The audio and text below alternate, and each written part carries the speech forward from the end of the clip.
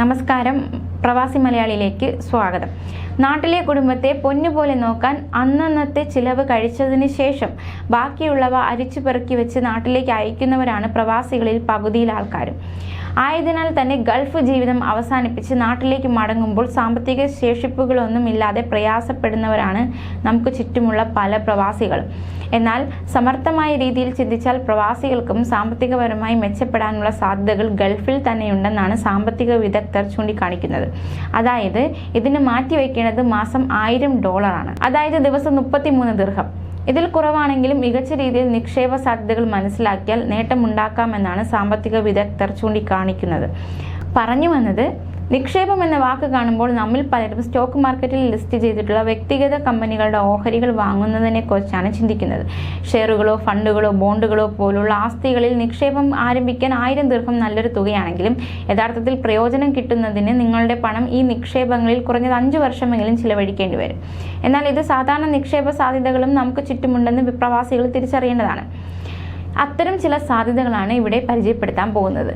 Fractional share നിക്ഷേപം എന്നത് നിങ്ങൾ ആഗ്രഹിക്കുന്ന ഒരു സ്റ്റോക്കിന്റെ ഒരു ഭാഗം മാത്രം വാങ്ങാനുള്ള സൗകര്യമാണ് ഒരുക്കിയിട്ടുള്ളത്.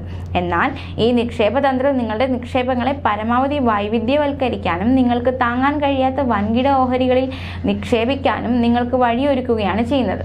ഉദാഹരണത്തിന് 200 ദിർഹം വെച്ച് നിങ്ങൾക്ക് ടെസ്ലയുടെ ഒരു ഓഹരി വാങ്ങിക്കാൻ സാധിക്കില്ല. എന്നാൽ പ്രൊഫഷണൽ ഷെയറിലൂടെ നിങ്ങൾ 220 ദിർഹം നിരക്കിലുള്ള ടെസ്ലയിൽ നിക്ഷേപം നടത്താൻ സാധിക്കുന്നതാണ്.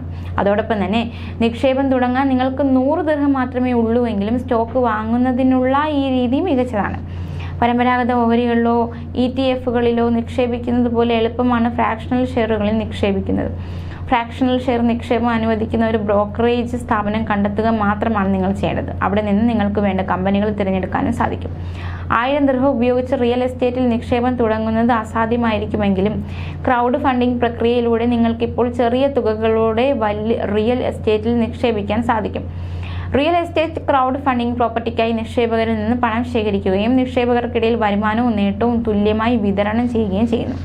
ഓഹരി സ്മാർട്ട് ക്രൗഡും ഉൾപ്പെടുന്നതാണ് UAEയുടെ റിയൽ എസ്റ്റേറ്റ് ക്രൗഡ് ഫണ്ടിംഗ് വ്യവസായം. ഇവ രണ്ടും നിയന്ത്രിക്കുന്നത് ദുബായ് ഫിനാൻഷ്യൽ സർവീസസ് അതോറിറ്റിയാണ്. ഈ 2 പ്ലാറ്റ്ഫോമുകളും 2000 ദിർഹം സ്റ്റോക്ക് അല്ലെങ്കിൽ 5000 ദിർഹം സ്മാർട്ട് ക്രൗഡ് മുതൽ വാടകയ്ക്ക് നൽകാവുന്ന റെഡി പ്രോപ്പർട്ടികളിൽ നിക്ഷേപം അനുവദിക്കുന്നു. അതേസമയം മ്യൂച്വൽ ഫണ്ടിന് സമാനമായ നിക്ഷേപമാണ് എക്സ്ചേഞ്ച് ട്രേഡഡ് ഫണ്ടുകൾ. ഒരൊറ്റ ETF-ൽ നിങ്ങൾക്ക് നിരവധി വ്യത്യസ്ത സ്റ്റോക്കുകൾ വാങ്ങാൻ സാധിക്കും. ഒറ്റത്തവണയായി സ്റ്റോക്കുകളുടെയും മറ്റു സെക്യൂരിറ്റികളുടെയും ഒരു കൂട്ടം വാങ്ങാൻ ETF നിങ്ങളെ അനുവദിക്കുന്നു. നിങ്ങൾക്ക് മിക്ക പ്രധാന ബ്രോക്കറേജ് സ്ഥാപനങ്ങളുമായും ETF-കളിൽ നിക്ഷേപിക്കാം. കൂടാതെ നിങ്ങൾക്ക് സാധാരണയായി കുറഞ്ഞ നിക്ഷേപ ഫീസ് ഉപയോഗിച്ച് ഇത് ചെയ്യാം. കൂടാതെ ലാഭനഷ്ട സാധ്യതകൾ ഒരുപോലെയുള്ളതിനാൽ മികച്ച അറിവ് നേടിയിട്ട് വേണം ഇത്തരം നിക്ഷേപങ്ങളിലേക്ക് ഇറങ്ങാനെന്നുള്ള കാര്യം പ്രത്യേകം ഓർക്കേണ്ടതാണ്.